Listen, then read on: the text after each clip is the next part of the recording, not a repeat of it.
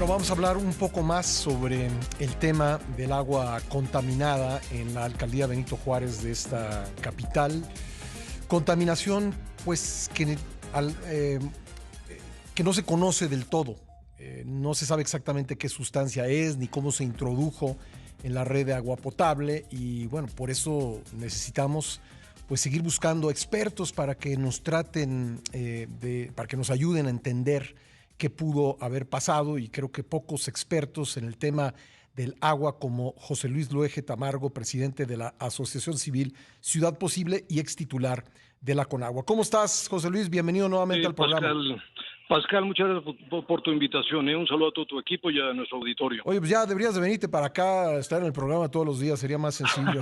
¿Eh? Pues sí, un No, te asunto agradezco mucho, ¿eh? muy Sí, preocupante, Pascal. Fíjate que yo he estado muy cerca de vecinos y sí. de esta, ¿cómo se llama? De esta problemática en la Benito Juárez, entre otras cosas, porque mi oficina está precisamente en una de las colonias afectadas, Pascal. Sí. Yo estoy dándole seguimiento diario y yo te podría decir de entrada problemas muy graves que detecté aquí, ¿no? Por un lado, la lentitud en la Ajá. reacción de la autoridad, Sí, Pascal. Están denunciando un problema de contaminación de la red de agua potable. sí. Entonces, los protocolos de emergencia te obligan a actuar inmediatamente, no Ujú. 15 días después, ¿no? Primero. Segundo, hacer una serie de muestreos, tanto en la red como los depósitos, como los propios pozos, y ese muestreo meterlo inmediatamente a un análisis químico, Ujú. que quiero decirte por experiencia, Pascal, que lleva minutos, Eso, horas, eso, eso una quería cromo... preguntarte, y perdón que te detenga Exactamente. aquí, eso quería preguntarte porque hace rato entrevisté a la secretaria de Protección Civil y me decía que el resultado podría tomar como 15 días y eso me No, sorprendió no, no, mucho. no, no. Yo no soy experto, ¿eh? Por eso No, pregunto, pero una cromatografía sí, que te da de una muestra de agua inmediatamente todos los metales que pueden estar presentes en la muestra, sí, o contaminantes de otro tipo, como pueden ser solventes, bencenos, ajá. residuos de gasolina, aceites, te sale en cuestión de minutos. ¿A ti O te sea que tocó no es hacer cierto. alguna?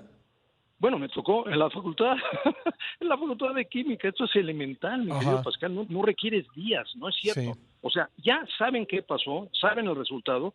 Entonces lo que nosotros exigimos es transparencia. O sea, estamos en una emergencia y Sí. por lo tanto debe haber información transparente, Bueno, abierta, yo he venido señores. diciendo eso porque los vacíos de información se llenan de especulaciones. Entonces, ¿para Claro, qué queremos especular? especulaciones, dudas, Sí, intranquilidad de la gente. No, a ver, señores, lo que detectamos es gasolinas. Ok, sí, vamos a ver dónde está la fuente, vamos a hacer una revisión exhaustiva de la zona y ajá, vamos a atacar el problema, ¿no? Entonces, lo primero que yo te diría es transparencia, información expedita. ujú, Obviamente la lentitud es una falla grave de este gobierno. Y te repito, frente a una emergencia tú actúas inmediatamente, no puedes esperar. Eso es ujú. lo primero. Y detonar un protocolo de acciones, ¿no? Lo segundo es detectar el contaminante, que hasta la fecha no sabemos qué chingados pasó. Y lo tercero, Pascal, es las acciones de remediación y de limpieza, que es donde yo estoy muy preocupado, porque el informe último del jefe de gobierno, que bueno que esté atento y que esté diariamente informando, dice que se tomaron muestras profundas, y eso sí me preocupa. Eso es lo que a mí en este momento me tiene muy preocupado. Porque si estás hablando de una muestra profunda, quiere decir que el problema está en el acuífero. Es decir, que en esa región, en esa zona del acuífero, hay un contaminante. Y entonces dicen, Ajá. no, pues ya cerramos el pozo. No, momento. Cierras el pozo y remedias el problema de la contaminación. ¿Cómo? Extrayendo agua en grandes volúmenes, tratando esa agua Sí. hasta que el agua que salga cumpla con la norma. A ver, Y eso es lo que a mí me preocupa en este momento, déjame Pascal. apoyarme en tu conocimiento del tema. A ver, ese pozo, tú sabes, digamos, es uno de cuántos pozos que hay en la Ciudad de México y a qué surte, a qué zona surte. Sí, mira, en la ciudad, lo que es la más ciudad de México, CDMX, hay como, hasta donde yo me acuerdo, como 990 pozos, 900 pozos, Sí. Pascal. Y en toda la zona metropolitana, pues hay más de 1,600 pozos. Estamos extrayendo con popotes por todos lados del acuífero, ¿no? El acuífero es un manto subterráneo que está Ujú. en la parte permeable del suelo, Sí. desde donde todos estamos extrayendo agua. Entonces, por así decirlo, todo está comunicado en el subsuelo, el acuífero es el mismo, ¿no? Entonces, La red de agua potable de la Ciudad de México está interconectada. ¿Qué quiere decir? Que tú puedes clausurar un pozo, cerrar un pozo por cualquier causa, mover una serie de válvulas y alimentar la red de otro pozo. Entonces, originalmente nos dijeron, porque evidentemente yo no tengo el mapa aquí del SACMES, pero lo que informó el jefe de gobierno era que eran 3 pozos y el tanque Santa Lucía, los que alimentaban estas 9 colonias que estamos afectadas, ¿no? Bueno, ahora dijeron que no es ninguno de esos 3, que es el Alfonso 13 que está del otro lado del periférico en Álvaro Obregón, pero perfectamente puede ser que también se suministrará de ese pozo. Te repito, se interconectan.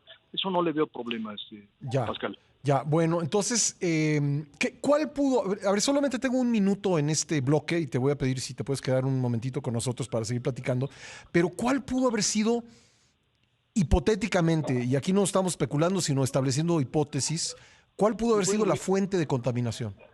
Bueno, eso te lo va a dar el resultado de los análisis. Por eso mi insistencia, mi exigencia es que nos den los resultados. Por ejemplo, estoy en contacto con el alcalde de Benito Juárez pidiéndole, porque él hizo muestras y mandó los muestreos a la UNAM. Digo, dame los resultados para que yo los analice con mi equipo, ¿no?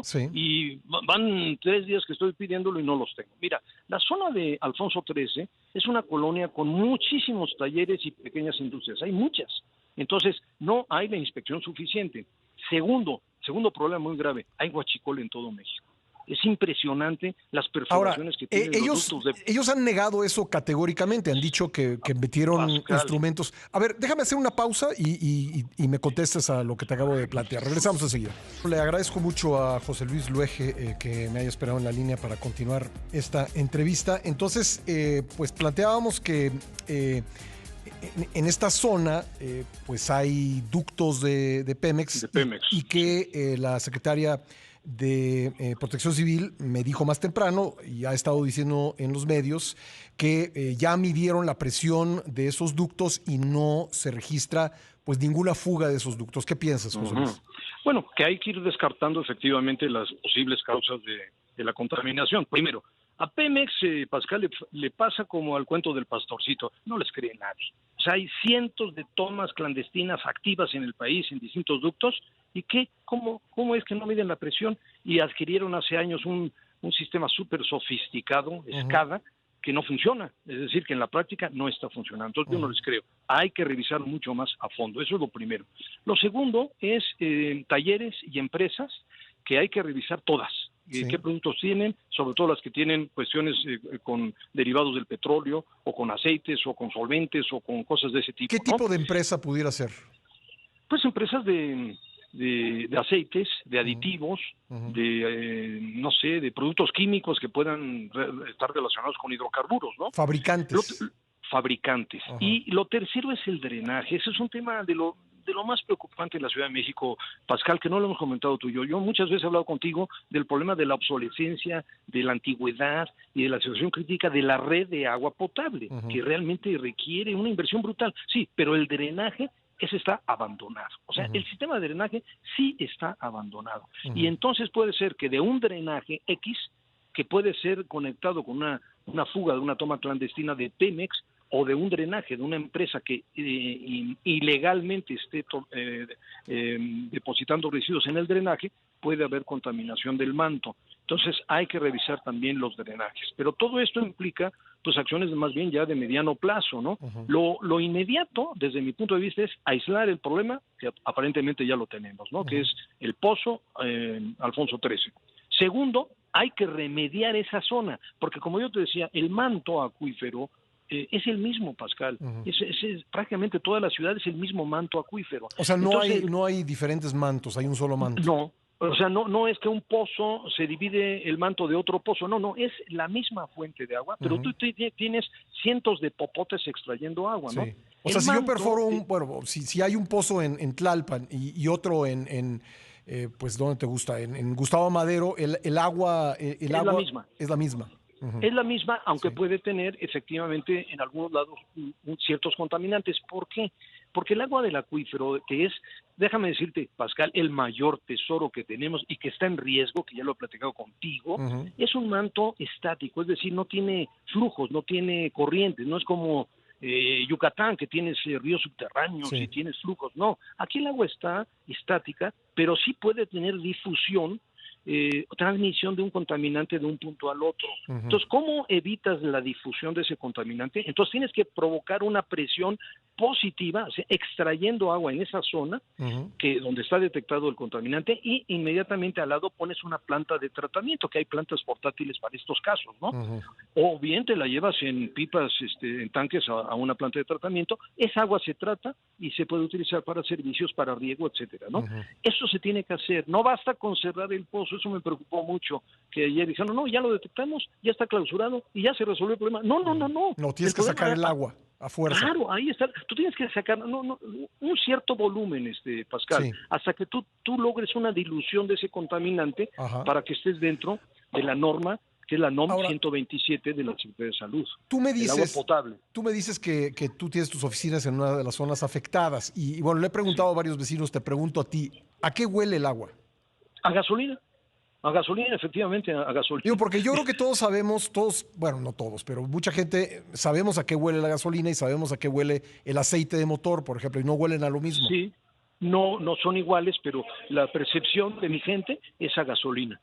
Esa es la verdad. Y de todos los vecinos, yo estoy en Tlacoquemecan y estoy al lado del Valle Norte, del Valle Centro, de Ciudad de los Deportes, Nochebuena, todas esas zonas, todos me han dicho gasolina. Explícame otra cosa, porque yo vivo en la Colonia del Valle.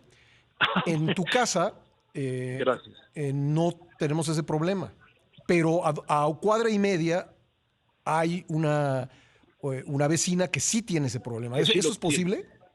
Sí, porque la red está en muchos casos seccionada por válvulas.